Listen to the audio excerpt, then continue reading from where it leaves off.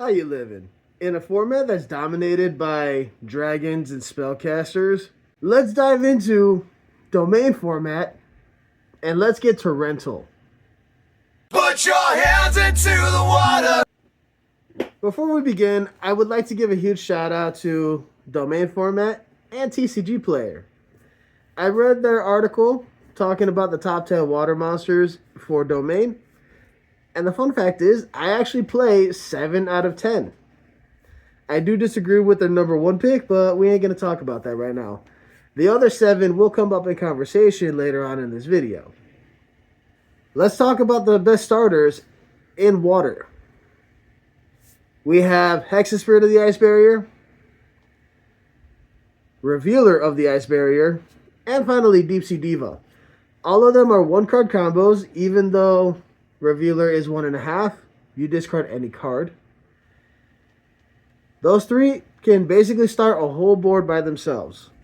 And since we have access to cards like Deep Sea Prima Donna, Crystron Hauki Fibrax, those 2 alone bridge your entire engine into any engine you have built in your deck. Now, for the most part, you can literally have any playstyle when it comes to building a water deck for domain. You can do anything from having a full stun board, which is going to be all Ice Barrier. You can have an aggro board with Goaty, or you can have a control board with a bunch of level 10s like Agerine, Chen Ying. You can have number 4 Stealth Kraken because it pops monsters, throw Dragout into the mix, and you already have 4 interruptions. And the reason why Deep Sea Prima Donna still works is because Deep Sea Diva special summons Guitar Gennards, and just its effect on summon allows you to banish the top 2 cards of your opponent's deck. Pair that with Deep Sea Prima Donna and you're off to the races. Slap Hauki Fibrax right after. You literally have no limit to what you could do other than your 6 monster zones. And then after that, getting Ariampos on the field, summoning Dragite to get more extenders. It just keeps blowing up, and up. Now that we're at this point, let's talk about my top 10 water monsters that I play in domain format.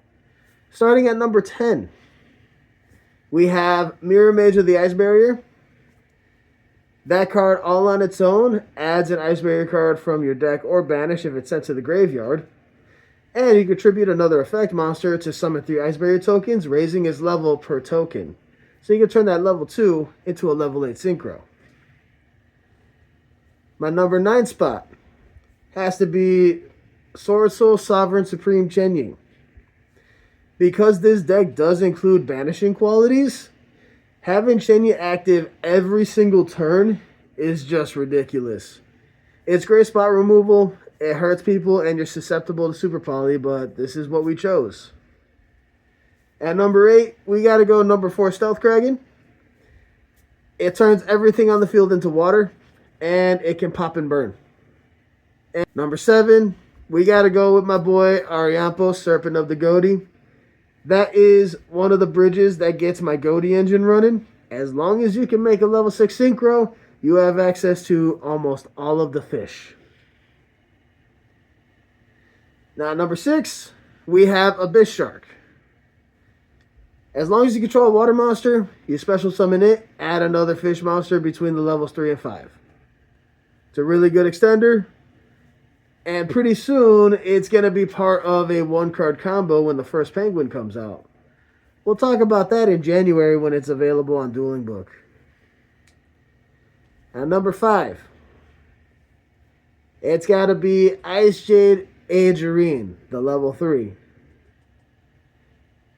When she's normal or special summoned, you get to add 1 Ice Jade card.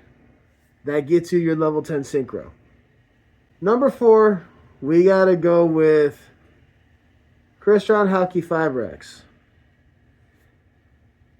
As soon as you summon it, it gets you whatever tuner you want that is level 3 or less, and then during the opponent's turn, you can banish it to special summon a Synchro tuner from your extra deck, and it counts as a Synchro summon. At number 3, we got Deep Sea Prima Donna. At number 2, we got Gamasiel.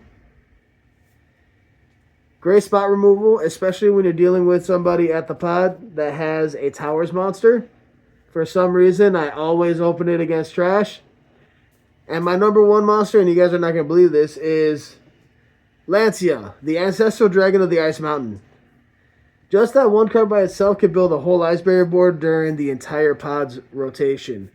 And that's more than enough to just stop people from playing the game if you're trying to play the stun route. Another reason why is because if it goes away by your opponent's card, it floats into a Trishula, which is either going to board wipe somebody or hand rip somebody. I do appreciate you guys for taking the time to watch the end of the video. And remember, I have a giveaway. So if you're interested in participating in that giveaway, go ahead and comment down below your favorite water monster, and it will give you an additional shot at winning that mouse pad. This is going to be for 200 subscribers here on YouTube.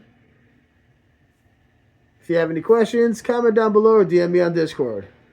During the standby phase, Shift makes a splash. Thank you all for stopping by. Johnny.